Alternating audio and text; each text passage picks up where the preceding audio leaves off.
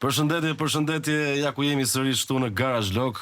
Mirë se erdhët njerëz bukur. Faleminderit që na ndiqni gjithmonë, edhe nuk keni për dalon patjetër pa parë këtë puntat, sepse kjo puntat është komplet ndryshe nga të tjerat. Kemi kënaqësinë që të kemi këtu në studion ton. Nga ardh profesor doktor Sali Berisha dhe ne jemi shumë nderuar që na ke bërë respektin. Shumë faleminderit për respektin, doktor. Kam shumë kënaqësi që jam sot, ju falenderoj shumë. Ndjem shumë i nderuar në studion tuaj. Faleminderit. Doktor, ti e pe tani më rrugës që erdhe për këtu këtë studio jonë, edhe gjatë kohës që po hyje, në lindi ide të bënim një kërkesë. Qofse vje pushtet mbas 11 majit, do na rregulloshi që këtë rrugën? E penë gjendje ishte kjo rruga. Do të fitojmë dhe bashkinë që të rregullohet. Rruga se ju diskriminoj. Nuk duhet dhe rregullimi madh. Jo, një asfalt i holl, se pastaj na rritet qeraja, po shumë. Pastaj ju nuk do të kërkoni të largohi që këtej, do rrini po këtu.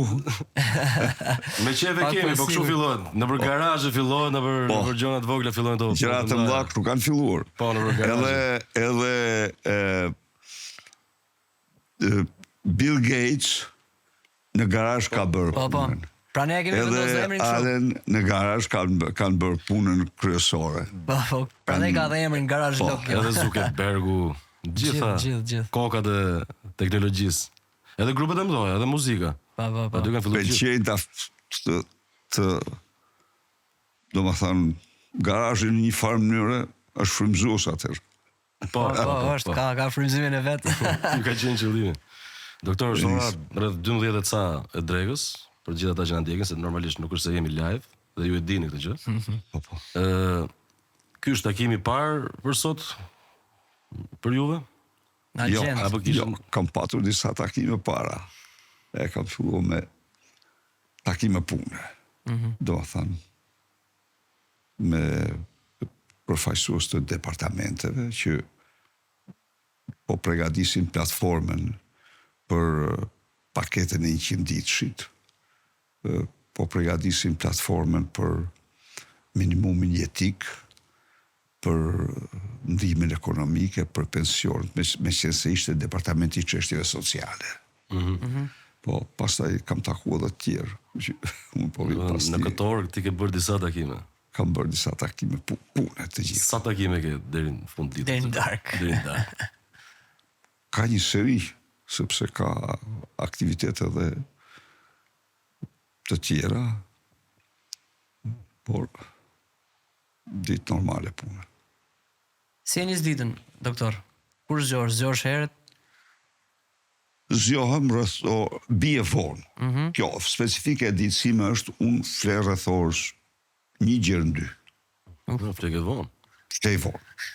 Po flej vonë, zgjohem nga ora 7:30. Punoj pak në shtëpi, filloj pak punë aty, lexim ose do gjej një material që duhet përgatis, pastaj ha mëngjesin dhe shkoj në punë.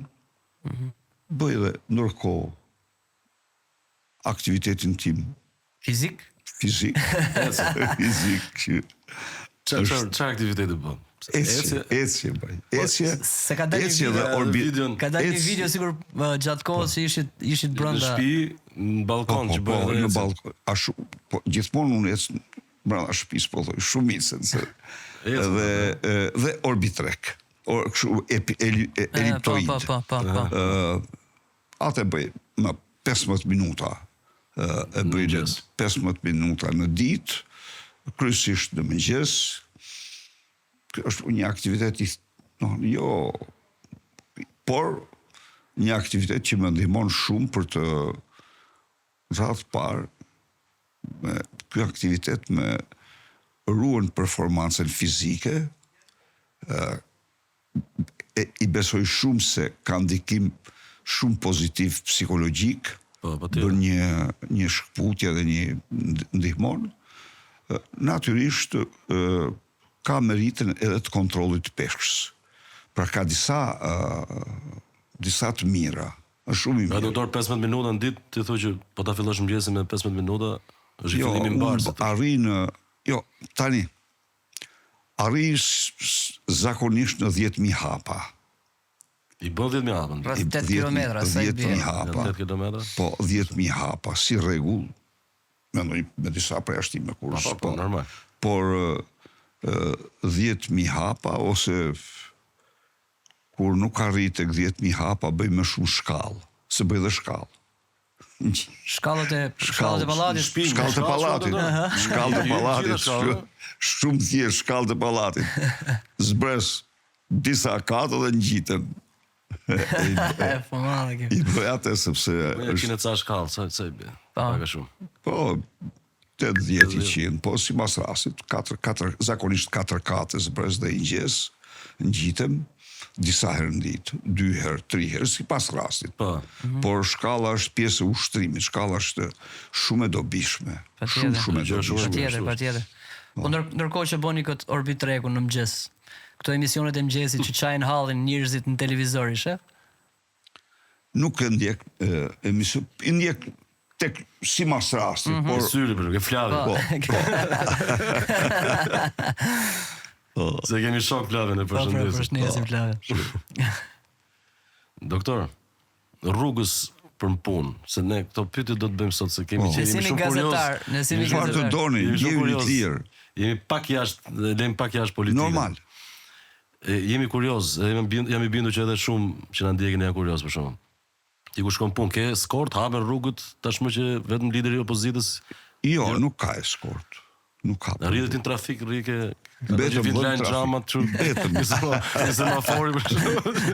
Mbetëm në trafik, normal. Në raporte me bodyguardët, doktor, si ke? Komunikon? Sigurisht që me ata komunikoj. I lodh në çik se ti je shumë energjik. Jo, nuk i lodh. Nuk besoj se i lodh. Po me komunikoj. Mbase mund t'i lodhi agjenda e doktorit. Po pra, pikërisht, doktori gjithkohës lëvizet. Problemi është që ajo është, kanë ditën e punës, kanë lodhjen e saj sigurisht, por doktor, me stresin si e menaxhon stresin? Ke stres her pas here gjatë ditës? Nga lodhja. Natyrisht. Besoj se ecja është antistres. Aktiviteti fizik është antistresi më i mirë. Pastaj lexoj gjëra që më pëlqejnë. Unë i ve rëndësi shumë rëndësi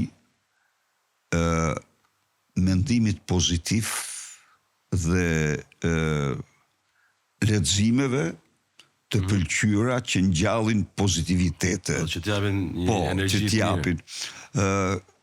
Mendimin pozitiv e përdor shumë, nuk marr kur ilash për gjumën. Nuk marr, e kam forbidden. Ja. Por çdo problem që kam unë normal me gjumën që mund të lindin, unë e ka përse me shumë sukses me mendimin pozitiv. Positive thinking. Dhe mendim pozitiv ka 2 gjëra që ja këshilloj çdo njeriu që të mos marrë ilash për gjumë, por të përdor mendim pozitiv se ka 2 anë shumë të mira. E para, shmang ilaç, shmang këto dhe rrin, lexon gjëra që t'interesojnë, ndërton ëndra, duke menduar për probleme që të pëlqejnë. E dyta, çfarë ka konstatoj unë? Me mendimin pozitiv, pavarësisht se ti ndonjëherë mund të mos marrë gjumi gjerë në 4 mjezi, gjerë në 5 mjezit, por zgjohesh sigur ke fjet.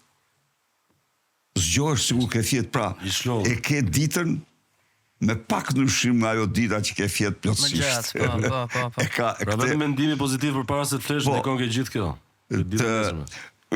E kisha fjalën, po të kesh pa gjumësi, ndonjëherë ndodh, ose ke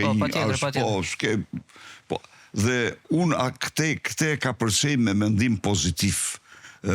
Mendim pozitiv, thash, e para që nuk rrit të silëm, të nervozohem me vetës, po merr. E përsi e simulon vetën për të parë mendimin. Jo, marrë lexoj gjëra që më pëlqejnë, dhe që ose mendoj gjëra që më pëlqejnë, dhe më mirë e kësaj është Se në mëngjes ti nuk je më i lodhur siç do t'ishe në një natë me pak gjumë fare, por je pothuajse sikur ke fjetë. Edhe kjo është shumë e dobishme. Shumë e dobishme. Përveç librave më profesional ose librave që i përkasin, domethënë edhe profesionit tuaj, ju lexoni edhe libra artistik, domethënë ka një libër artistik që po lexon kohët e fundit që ke kohë për këto? Ke kohë domethënë lexoj kohët e fundit, lexoj më shumë libra histori.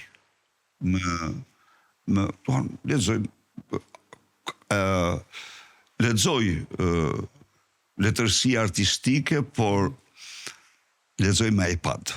Po. Kam shkarkoj libra, megjithatë të thënë vërtetën më shumë libra historik se sa libra letërsi artistike. Hermase e lexoj. Por libra artistik ose libra historie, doktrina politike, ndonjëherë edhe libra tjerë social, libra të sociologjisë, që kanë. Po ke iPad-i, doktor, ha? Po, me iPad-in. Me iPad-in lexoj, sepse iPad-i është... I ke gjitha aty normalisht. Ke çdo gjë aty dhe nuk ke problem. Me zgjedh librin në një swipe. Do t'i kesh, është shumë i mirë. Po t'ishte mat, pa shkelqim do ishte edhe më mirë. Po. Ka qenë ca Kindle. Po t'ishte mat, po s'ka gjë.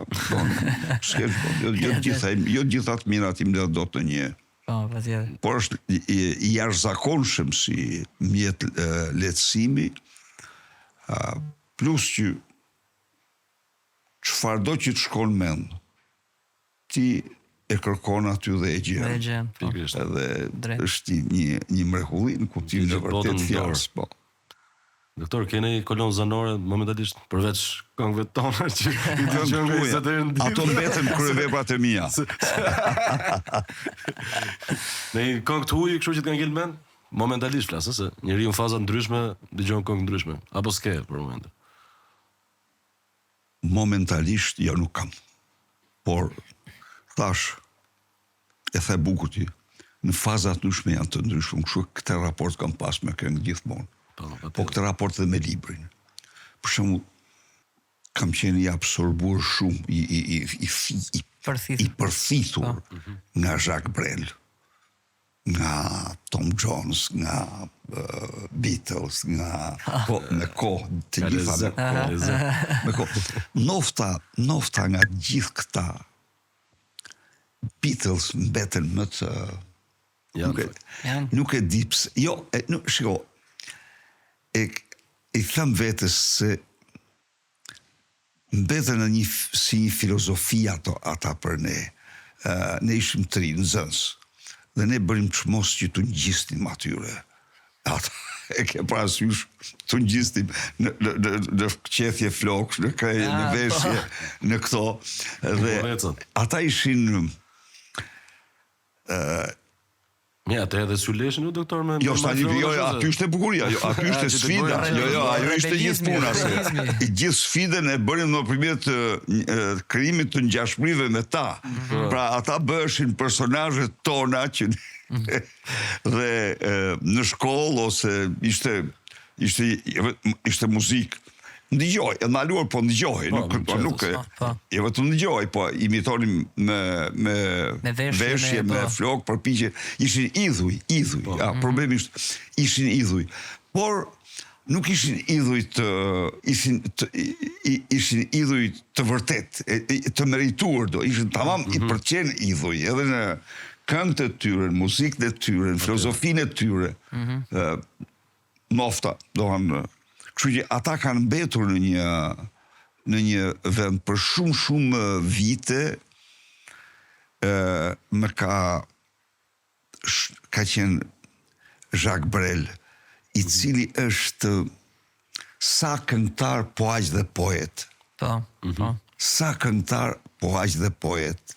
Do të thënë, po të marrish për shembull Le Marquise, kur thot ato vështrojnë detin si ti vështron, ato vështrojnë detin si ti vështron një pus. Po, metaforik. Se ti do të frëngjisht.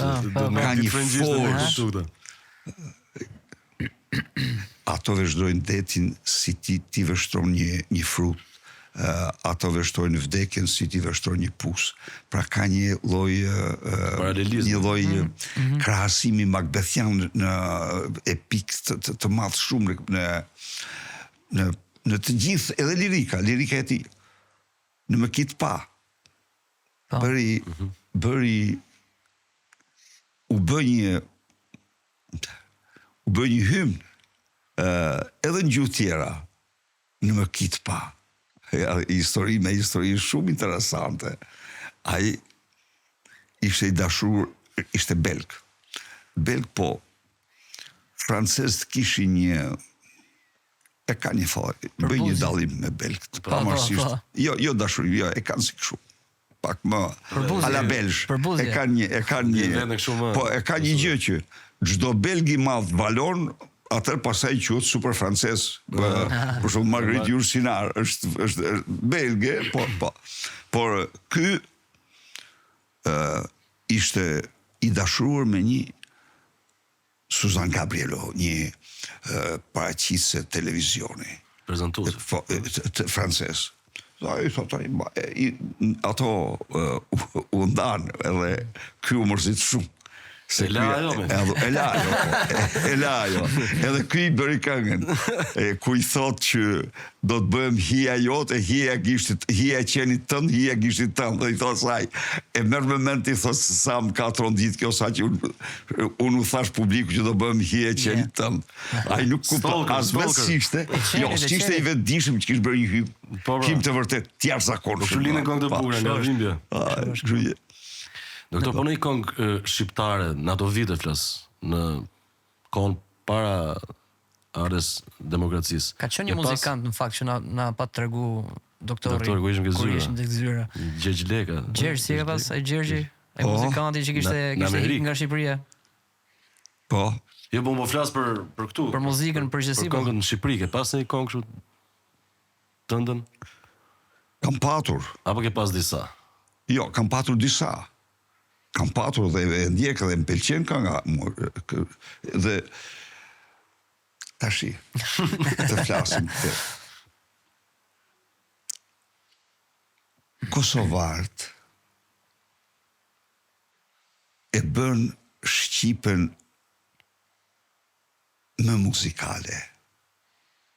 Do më thënë, nuk kam arrit ta kuptoj pse Shqipja e përshtatur për këngën rrinte më mirë. U vinte mirë, bravo. U rrinte më mirë. Dhe tani sigurisht sa thonë nga dialekti, domethënë dialekti jo, nuk paktën për këto këngët mund të ketë ndonjë arsye tjetër. Nuk e di, nuk jam në gjendje, por sigurisht që ne kemi këngëtar të mëdhej.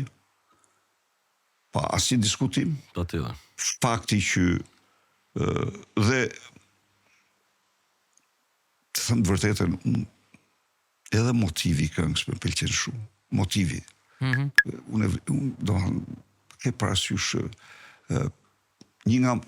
ose lloji i këngës, një nga shkaqet arsyet që unë dëgjoj këngë, se unë pëlqej lirikën Tazam. Dhe lirika më e bukur e gjen te këngët.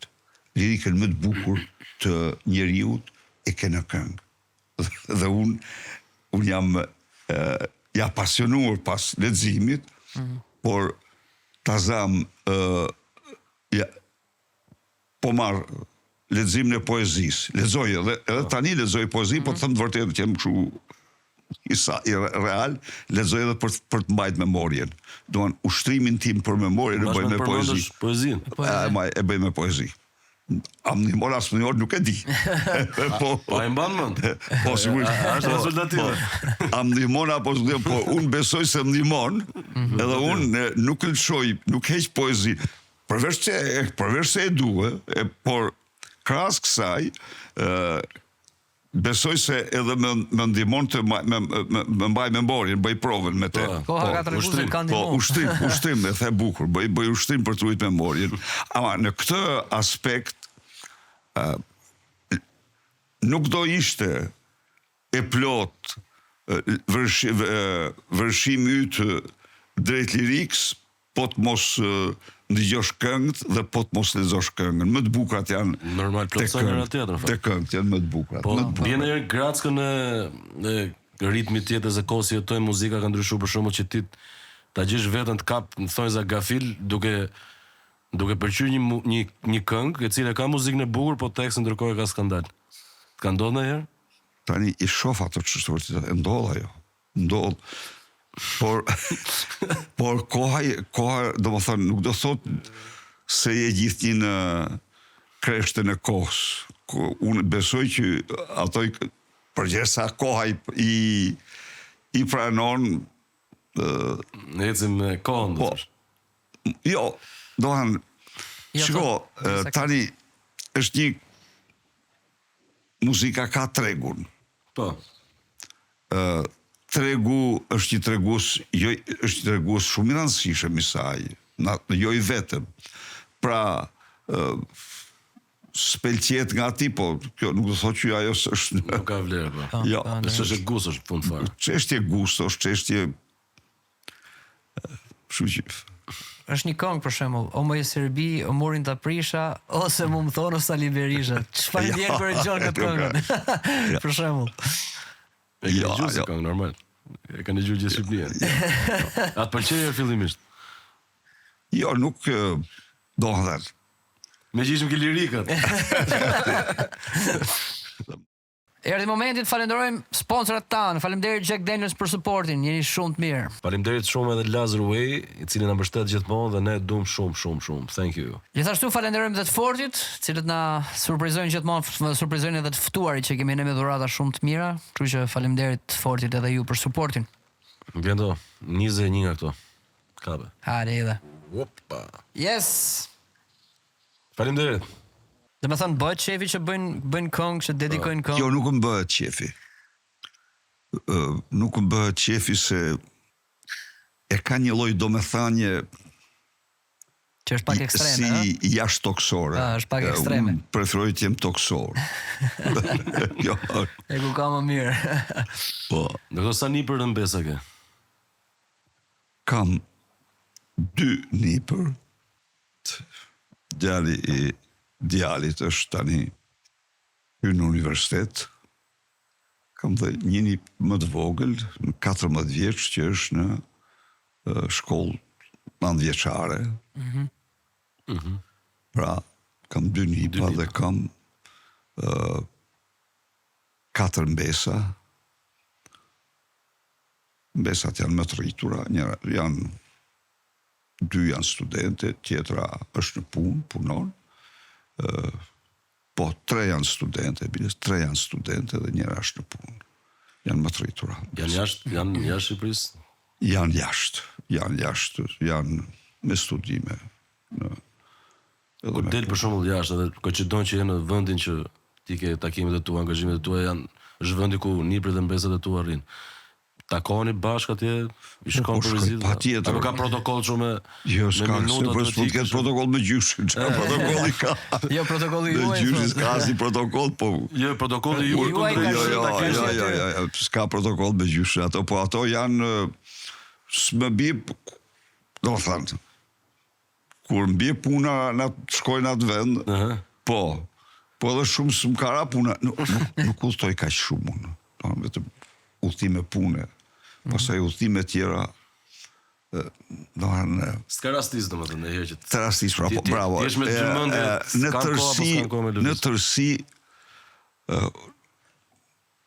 nuk jam i apasionuar i udhtimeve. Nuk jam. Kështu frikë me avionin s'ka lidhje. Jo, asnjë lidhje, absolutisht. Ka kështu. Në një nga përkundrazi, jo e fare, asnjë lloj emocioni. Do të pyesja ndonjë nga nipërit ose mbesat ka një pasion për mjekësinë që të ndjekë rrugën tënde? Apo janë drejtime të ndryshme komplet? Jo, drejtime. Ne nuk patëm sukses në këtë. Për shembull, të dy mjek donim që fëmijët të ndiqnin rrugën tonë. Asnjëri nuk e ndoqi sepse të dy me një motiv, nuk kemi dëshirë të shohim njerëz që vuajnë, sepse ndigjonin dhe bisedat tona në familje. Pastaj, këta nuk kanë shprehur ndonjë dëshirë në njëri prej tyre që të ndjek rrugën e gjyshërve. Nuk kanë asnjëri prej tyre. Janë krejtësisht në orientime tjera, orientime. Po në i tipar politike, kanë vetë në njëri nga nipat ose mbesat?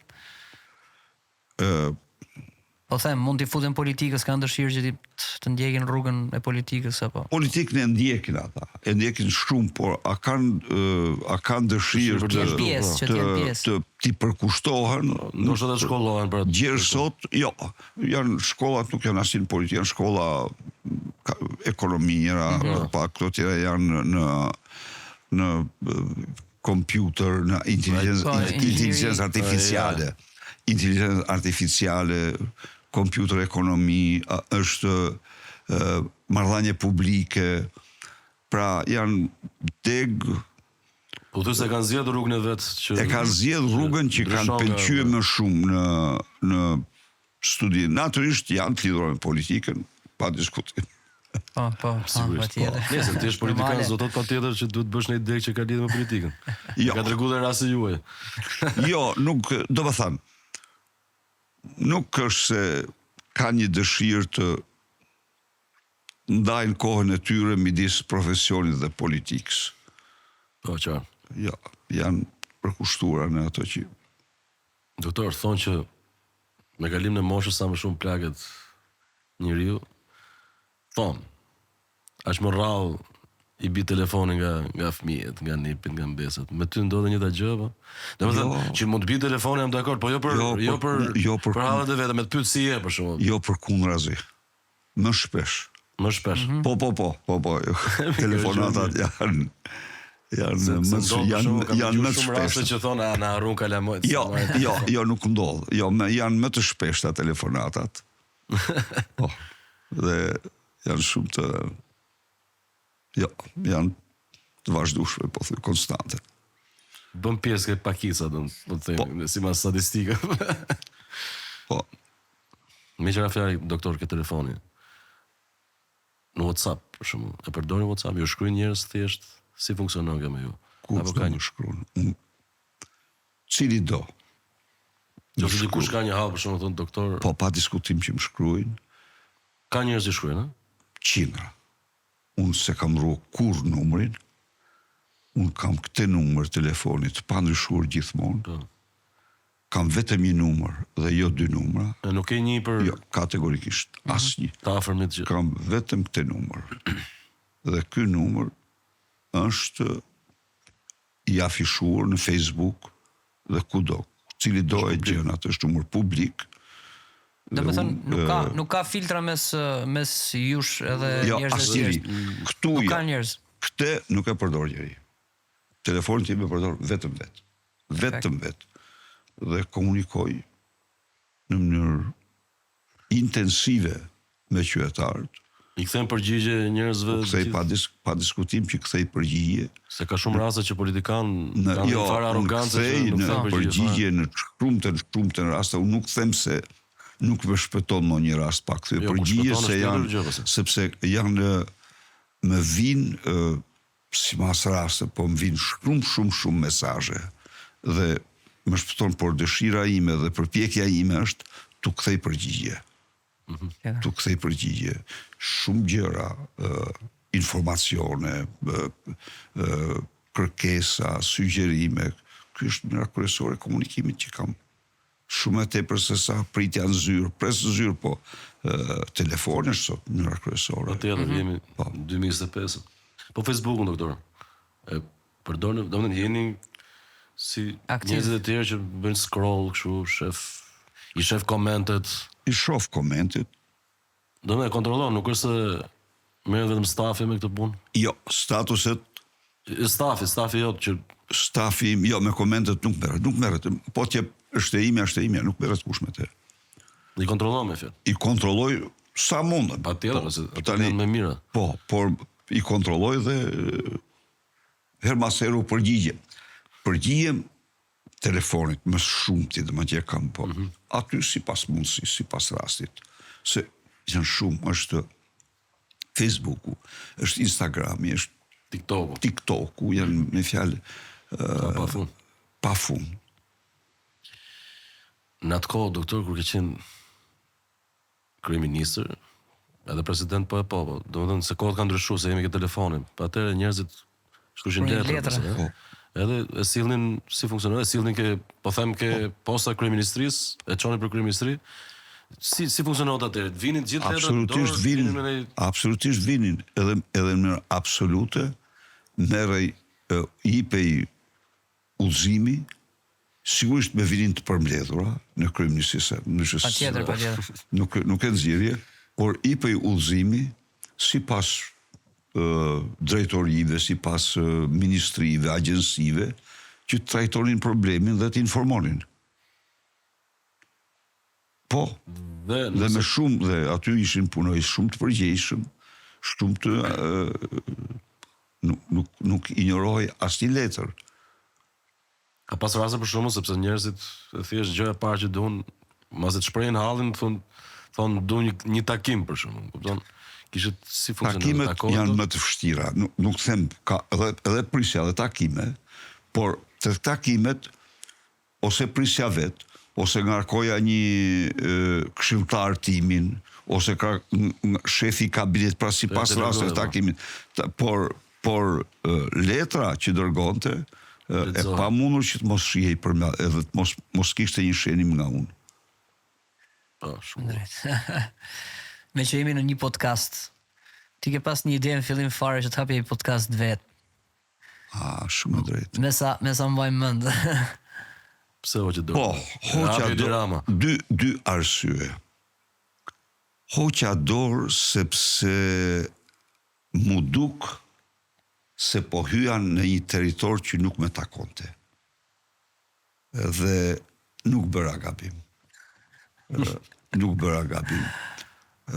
Tani, edhe mund ta kesh këte, por edhe mund t'ja ulash, mund mos futesh në atë territor, të besosh ta kenë të tjerët. Nuk është se po i pengon ti, po nuk do thënë e mendova unë atë, e mendova dhe bëra një seans, një ashtu. Por e bëra me shumë i dystuar, ta bëjt mos e bëj, jo i sigur. Jo, nuk isha i bindur. Dhe e hoqa dorë, sepse edhe bëra shumë mirë. Nuk vendoj që njerë për të bërë një podcast, një ish kryeministra, apo një kryeministra, apo një kryetar opozite, nuk duhet të patronoj një mjet komunikimi personalisht. Po, të shkoj... Një media në formë. Një media personalisht. Kjo, e dyta, kur shofun këtë të Edi Rams, ajo mbin mua që mora vendimin më të drejtë. Vendimin më të drejtë mora. Po, ja u them ju me sinceritet këtë, por, ajo që është shumë interesante, edhe që është risi, podcasti merr gjithnjë e më shumë një fuqi të veçantë. Do të thënë, mundet që a konkurojë. Pa diskutim që është konkurrues, po mund të ketë një stres shumë të gjerë që nuk i pëlqejnë mediat tjera, edhe preferojnë podcast. Nga që ka dhe më pak filtra. E shohin si asnjëse dhe ka më pak filtra. Arsyet, po ju e ndëgjuat, Joe Rogan, Trumpi, arriti aty kulmin e të gjitha kulmeve të shikueshmërisë në jetën e tij, 61 milion. 61 milion. Dhe se kanë njerëzit qef ta shohin edhe çik ndryshe, ndoshta. jo, duhet kanë Jashtë politikanit ose të televizionit. kanë apelin e vetë këto, sepse janë bisedat lira, janë bisedon jo me kot kanë një audiencë të tillë. Ose nuk kanë dhe kod kufizuar kur duhet fillojë të mbarojë. Po në sa milion do shkojmë doktor. Në çmosh erdhët në Tiranë, doktor? Në çmosh keni ardhur në Tiranë për herë të parë? Në Tiranë kam ardhur në moshën 14 vjeç. Marrë në moshën 14 vjeç. I bie 58-a, 1958-a për shembull. 58. Po. 58. Ishin prish me Bashkimin Sovjetik, doktor? 61 ishim duke imi prishëm. Jemi prish 61, jo, në 58-ën Unë ndodhi me ambasadën apo? kam qenë në klasë në vit të parë të Politeknikumit mjekësor dhe atë vit ka ardhur këtu Nikita Krushovi. Në vit ka. Nikita Krushovi. Që hodhi tullën e parë të kësaj të Po, dhe ne na dërguan si shkollë për ta durtrokitur atë, na ra një segment të kthesa e rrugës që shkon tek Shërnaumi, tek kisha, ishte kisha, nuk ishte prish. Po. Dhe e çuan Krushovin për të vizituar kishën e Shërnaumit. Shen Prokopit, Shen Prokopit sta Shërnaumit, po. Kishën Shen Prokopit. Dhe e ka patur shumë afër, se aty ai eci në kam, nuk kishte makinë në atë pjesë. Si ishte përballje me Tiranën kur erdhët? Si e gjetët Tiranën? E vështirë. Kushtet në konvikt ishin jashtëzakonisht të vështira. Do me thënë, ato dhomat e gjumit gazerm. Gazerm ishin me 10-15 shtetër, 2 marinar. Në një ambient. Në një ambient. Më kuzhina ishte e pa si me qenë e shekullit 17, ose kush të thuash. Kuzhinë shtrien këtu shumë e papërshtatshme, e varfër, dhe e kam treguar një herë, na vinte supa. Supa mbante pish. Nuk e hanim. Pish. Po. Ç'a ndodhi? Na bënim roje, bënim shërbim në mens, ndihmonim si nxans, ndihmonim kuzhinier, ndihmonim me radhë. Kur shtë shofun aty, një hu i madh me cilin përzirin supën, a ishte pishe gjallë. Pishe gjallë. E pas e qenë bio, doktor. I them, shkoj, i them drejtoresh, i them, ne supa këtu vjen me erë pisha, a mund ta hiqni këtë hu, me ri një dru, ahu. Të paktën. Po, e hoqe. Ndryshojmë shihen. E hoqe, do më thënë. Por ishin racion në çdo gjë. Ishte me racion, ishin serviset të vjetruara, një situatë që dora dorës filloi të ndryshoj.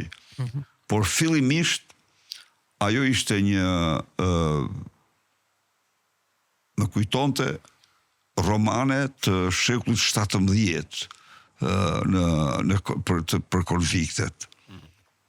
Back in time aty. Po, pastaj e vërteta është që viti i parë, vitin e dytë u ndruan e gjitha këto, u normalizue, sollën parcelan, sollën me fjalë u normalizue, dhe edhe ushqimi ndryshoi. Por, çfarë kishte? Kishte mësues shumë të mirë. Do më thënë, ajo ishte një shkollë mesme në të cilën më shumë se gjysmë e mësuesve ishin shkolluar në Perëndim. Po. ishin shkolluar në Perëndim dhe kishin atë rolin, ato etiketat, normat, impononin një disiplinë, po në mënyrë të fishme, jo një imponim, jo me brutalitet, si të thuash, me egërsi, me këto. Jo, në këtë aspekt, mësuesit, si të thuash, trupa pedagogjike e kompensonte gjendjen që ishte, si gjendjen gazerme, gjendjen që ishte e kompensonte trupa pedagogjike e mirë, ishin të mirë. Shoqëria shumë e mirë, pastaj ishin Ke shok në atërë do që asaj periudhe? Ke rrit në shoqënime në shok? Po, kam patur dhe kam sigurisht shok të asaj periudhe. Dhe kemi patur marrëdhënie shumë shok e periudhë shumë e mirë për shoqërinë ajo. Dhe në një farë mënyre e shfrytëzova shumë për të mësuar rusishten, se në atë kohë rusishtja ishte gjuha, po dhe latinisht. Latinisht bënim, nga që ka qenë mjekësi. Po, ishte mjekësi, dhe unë i kushtoja shumë rëndësi. Me qenë se fëmijë dhe latinisht jam duke tani si... Ishte ajo gjuha e vjetë e qytetërimit, dhe unë e mirja me seriositetin e me pasionin më të madh. Gjë që krijoi një mësuesi ishte shumë i veçantë. Ishte njëri i apasionuar, njëri që kishte studiuar teologji dhe natyrisht e kishte praktikisur teologjisë, po dhe jipte latinishtën, njëri i dashur dhe njëri që vërtet përpiqej pasionant që ta bënte të tërheqëse latinisht e gjuhë e vdekur, shumë vështirë tërheqëse. Por unë isha një nga ata që i kushtoja shumë rëndësi me idenë gjithnjë se po mësoj një gjuhë të... Sot që flasëm e mamën latinishtën të të? Sot që flasëm e mamën? Jo, nuk mësoj, latinishtja, latinishtja nuk arrin, është... Mësohen termat, po nuk... Nuk kuptimin e saj. Po, më ndihmoj shumë në italisht dhe frëngjisht pastaj. Po, ajo më shërbej shumë për këto dyja, mund të them se mund të zërë në një vjesht, në një gjë, po ajo nuk është gjuhë... është vështirë. Nuk se do një praktikim, do në shumë punë, po. Por ajo periudhë tjera, ajo periudhë unë mora me gjuhë të huaja, me latinisht dhe me rusisht. Dhe nga viti i tret me frëngjisht, tek një mësues privat. Veç, privatisht, nuk kishe... Me thoni pas ke dash gjuhët që atëhere, doktor? Po, natyrisht ishte... Sa gjuhë zotron, doktor? Këto flasë dhe anglisht, edhe anglisht. Por natyrisht që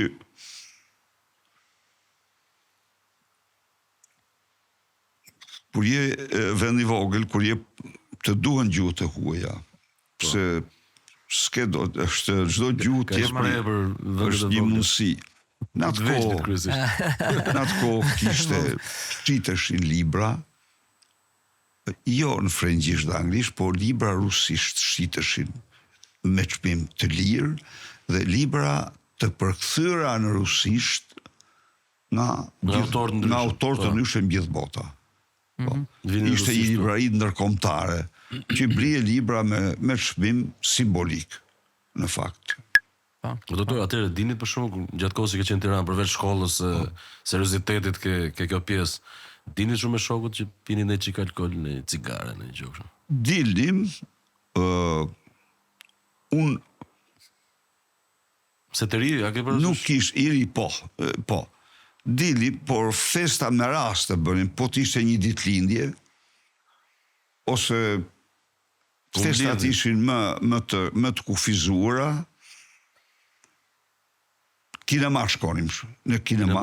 Kinema kishte filma, plot, filma... Shqiptar përgjithësi, jo, pak shqiptar të huaj. Kishte të huaj, ja? Të huaj, prit, gjerë domethënë rus kryesisht, çek, gjerman olindor, polak, Pjesa këtej, pjesa lindjes. Po, pjesa këtej. Po kishte ndonjëherë edhe Roku dhe vëllezërit e tij, apo filma prandimor ndodhin dhe ato. Nuk është se shpëtonin këto dilin nga shpëtonin her mas here futën shpëtima. Shkiste filtrin. Po, film unë isha selektiv, kam qenë selektiv me filma. Kisha një mik shumë të dashur, Gjero Kastrit, ai ishte të thuash i çmendur mas filmave. Do shifte çdo film. Nuk e kishte ligj. Dhe ai na i zgjidhte filmat. Ai më thoshte këtë shife këtë. Keni qenë dorë të sigurt. Po, mos unë kokot. Nuk linte asnjë film pa. Bardhyl Çuberi. Doktor, kush ka qenë sfida jote më e madhe gjatë kohës që keni qenë mjek? Domethënë, keni qenë në vështirësi në raport me një pacient, në raport me një situatë të papritura? Po, sigurisht. Ju kanë ngel diçka në mendje? Jeta e mjekut është në qoftë se pjesën më të vështirë ka betejën e tij me vdekjen. Jo të vetën, por të smurit. Po. Edhe kjo është pjesa, mendoj kjo është pjesa më e vështirë, më dhimbshme, më emocionuese e mjekut. Sepse ka smundje që mjekohen dhe kardiologjia që është të vërteta ndihmon shumë. Është nuk është shkencë eksakte, por mjaft eksakte, të themi. Nuk futen shkencat eksakte, sigurisht nuk është. Por ama ka dhe smundje të cilat janë shumë kryeneqe, shumë vazhdojnë rrugën e tyre dhe shef që pacienti yt me gjithë përpjekjen e mjekut, atë përkushtimin, mirësi që ka njeris, me gjithë ato që ka ai përsëri në mënyrë të pashmangshme ecën drejt saj. Edhe ky është një kapitull shumë i dhimbshëm për mjekun, por është pjesë e profesionit të tij.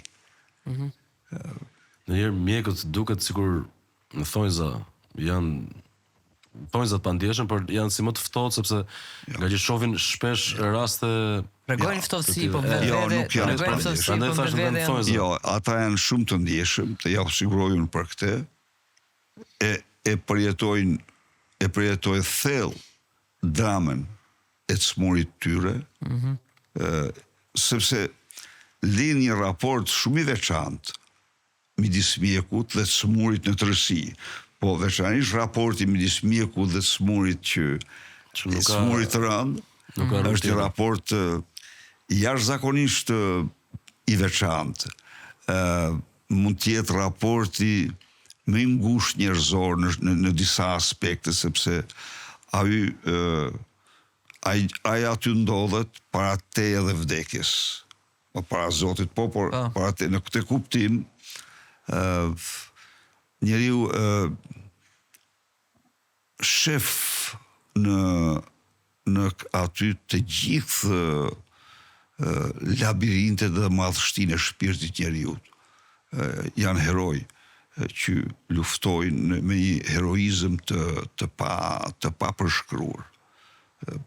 Dhe nuk është se s'lexojnë, se dhe ata dinë lexojnë se çfarë pasojash ka smundja këto. Kështu që ky është kapitulli më i vështirë për tjera ky është kapitulli më i vështirë i jetës një mjeku, them unë. Sa punuat si mjek? Sa vite? Unë kam punuar 23 vite. Dhe pedagog, doktor? Dhe pedagog. Kam qenë shumë i apasionuar edhe si mjek edhe si pedagog. Dhe kam dhënë një lanë e cila ishte një lëndë të themi si filozofia e mjekësisë, në kuptimin që kjo ishte lënda e mekanizmave të proceseve patologjike. Do thënë lënda që shpjegonte proceset patologjike dhe funksionimin e njeriut, e trupit, e fiziologjisë, gjitha në kushtet e sëmundjes. Lanë e cila kishte probleme, është akoma sigurisht, por e vështirë, sepse gjitha avancimet e shkencave, nuk është një shkencë, të gjitha shkencave mjekësore, po që kanë të bëjnë me njeriu, pasqyrohen pasqyrohen, shtohen në i kësaj lande. Dhe vëllimi shkon në rritje. Tani unë nuk mund të them se ku është kjo landë ma, sepse unë jam da prej saj dhe nuk kam dje. Bjetë shkoj gjithë jeta duke mësu këtë lëndën. Po, ajo ishte për kohën që e kam dhanë me pasion të madh dhe jam përpjek ta dominoj. Pra aq kosa e kam dhanë. Ishte e vështirë të hiqe dorë nga profesioni i mjekut? Shumë e vështirë. Bravo. 2 kanë qenë vështërësit më të mëdha. Kur unë vendosa të merr me politikë, sepse unë nuk vendosa të merr me politikë, vendosa të kundërvijem diktaturës, se nuk kam pas kur nërmen, por nuk vendosa që unë do të dalë kundër, sepse vjen një moment që nuk mund të pranoja atë situatë, dupliciteti njerëzor, tjetër flisje, tjetër mendoje, tjetër flisje, tjetër mendoje. Ajo vinte pastaj e shije veten që ti më mirë të gjesh paqen tënde, pavarësisht ç'të ndodh dhe të jesh ai që duhet të jesh. Kjo ishte i gjithë ajo morali i qëndrimit tim. Pra, në atë kohë, unë s'kisha, domethënë, nuk kisha menu kur me kriju parti, as kisha menu kur që do të shija një ditë të lirë. Jo. Kisha menu të bëj detyrën që s'isha bërë. Të dilja kundër. Po. Tani në ky nuk ishte një vendim i menjëhershëm. Jo, ky ishte një vendim që zgjati vite. Zgjati vite për 2 arsye. Arsye parë familja. Sepse ti mund të pësoje çdo gjë, po më keq pëson të familje që mbetej mbrapa teje. Dhe ata ishin fëmijë, rrethanat nuk kisha të favorshme, familjare, pra i lija jo mirë në kuptimin i internonin, kishte pasojë. Kështu që këtu më duhej mua një arsyetim me gruan time, me bashkëshorten time. Duhet binte dakord, përndryshe unë nuk mund ta mirja një vendim të tillë sepse i dëmtoja shumë. Patjetër. Edhe ashtu dëmtosh, por të paktën kishin një vetdije që ky po e bën për një qëllim që ja vlen. E dyta ishte të smurt. Ndjeja shumë keqardhje që unë do shputesha prej tyre. Më dukej sikur po i braktisja, bravo. Sikur po i braktisja. Këtu tani, shumë interesante, njeriu që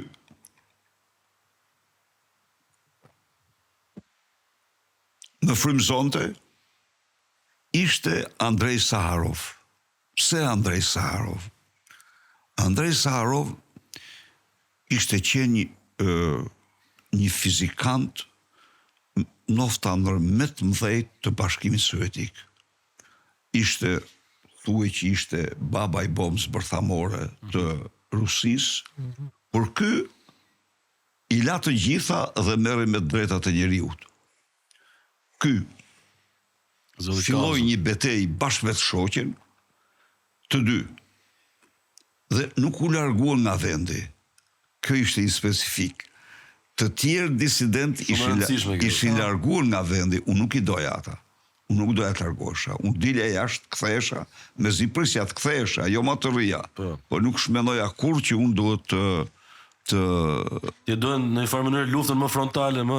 Jo, nuk mendoja kur që të largohen. Dhe Saharovi nuk largohej. Saharovi rrinte, e transferon, e mirë nga një qytet tjetër, Dhe ai, pasaj, në atë arsyetimin tim, përgjërsa ky, i tha, lam të mirë, profesionit ti, në ato nivele që ishte, pra, ishte një frymëzim për më. Dhe vetëm ai. Asgjë tjetër.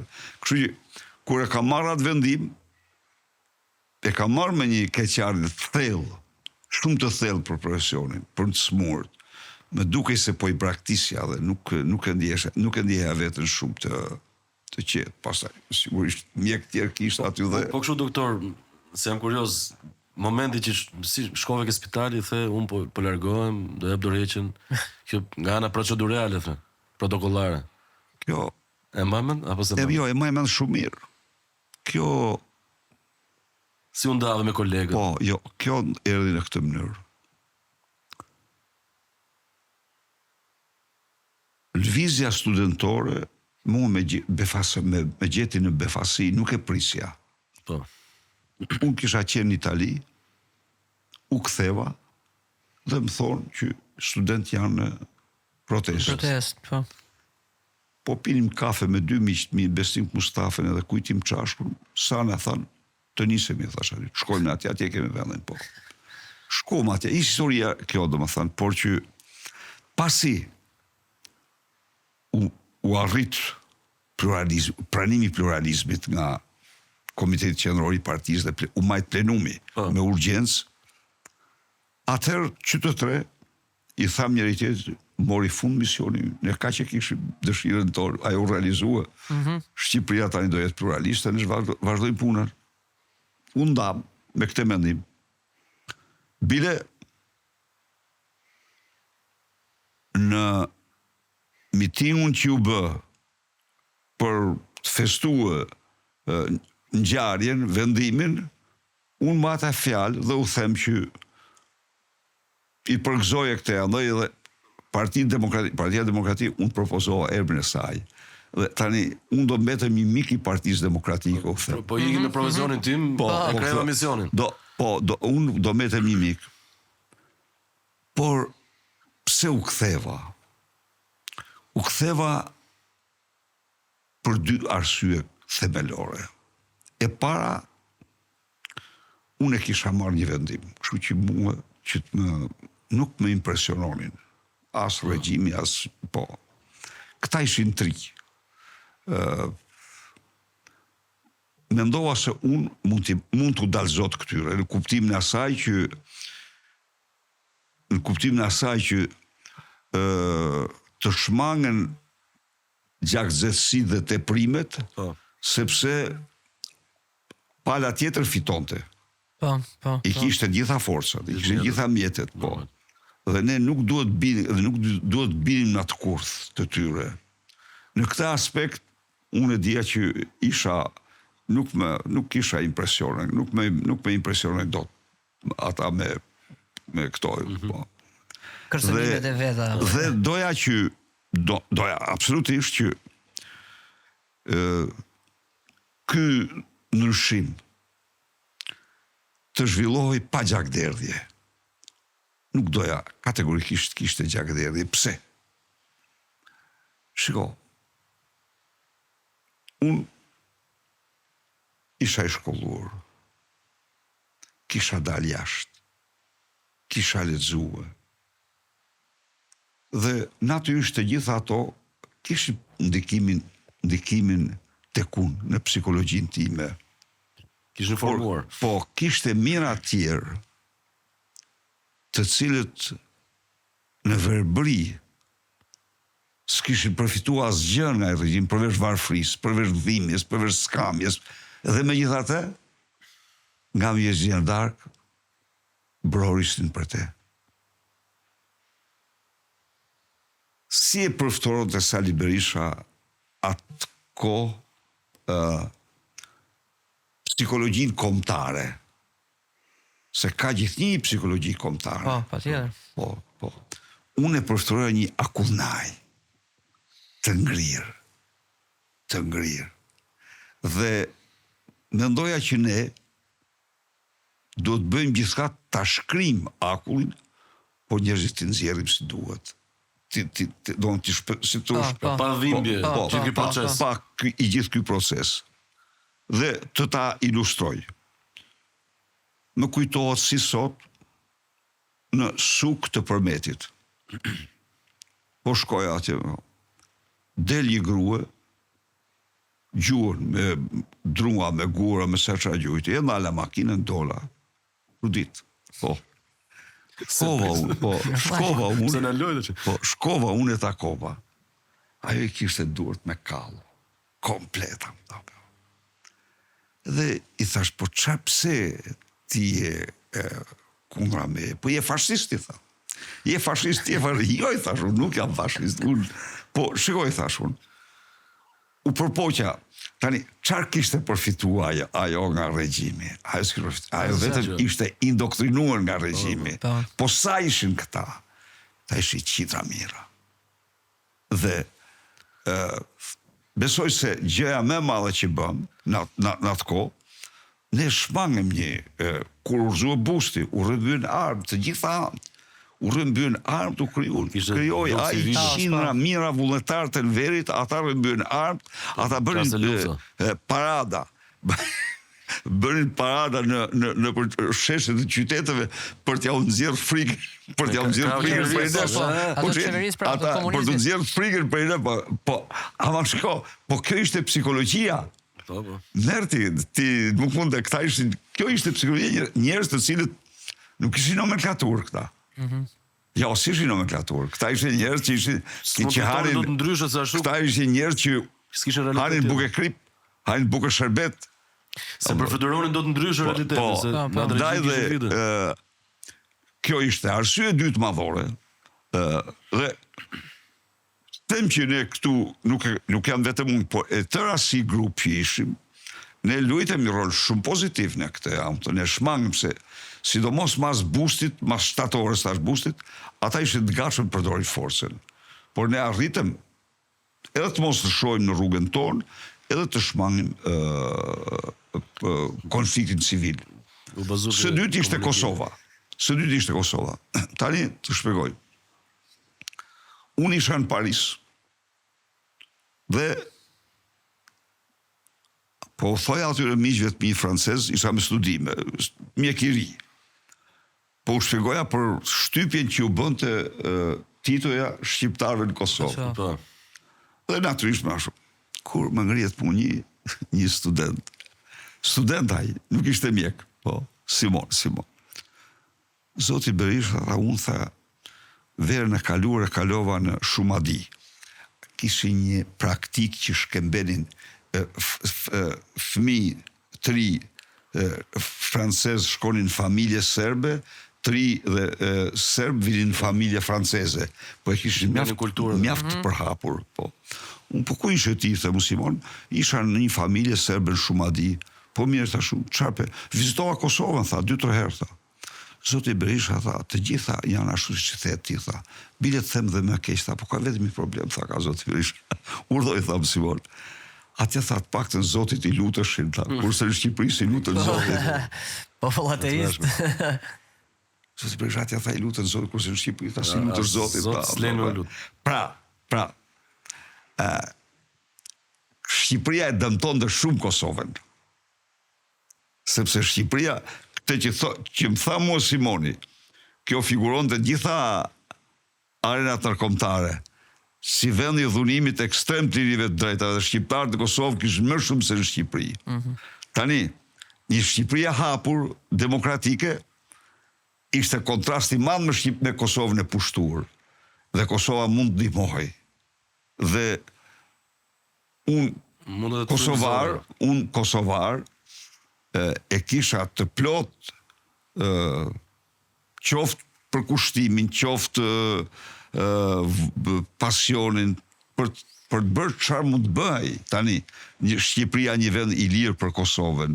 Dhe ky është arsyeja që miqve të mi të nesërmen, pasi kishim deklaruar që miru pafshim, u them, po kthehem përsëri, sepse Shoh se mund t'jap më tepër.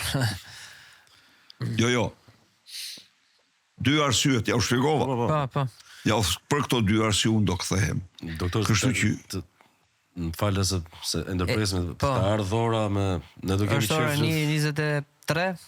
Për ne kemi takim në orën 1:30, ne do kishim qef ta zgjasshim shumë më shumë, po. Po unë do vi prapë tek ju. Do vazhdojmë. Është një bisedë e lam këtu dhe e vazhdojmë më vonë. Po mirë, ta lëm part 1 këtë, doktor? Part 1. Dakord. Part 1. Dakord. Bëjmë part tun. Dakord, do vi prapë tek ju, se pata shumë klasik të bisedë me ju. Ne kishim qef me vazhdo, po për zot, ne vetëm për ne siç mund ta marrim me mend edhe ata që po na shohin, doktori. Ju falenderoj shumë, ishte klasi e veçantë për mua. Ju falenderoj. Shumë faleminderit, doktor. Ju falenderoj. Shihemi mërkurën tjetër. Do kemi part 2, ë?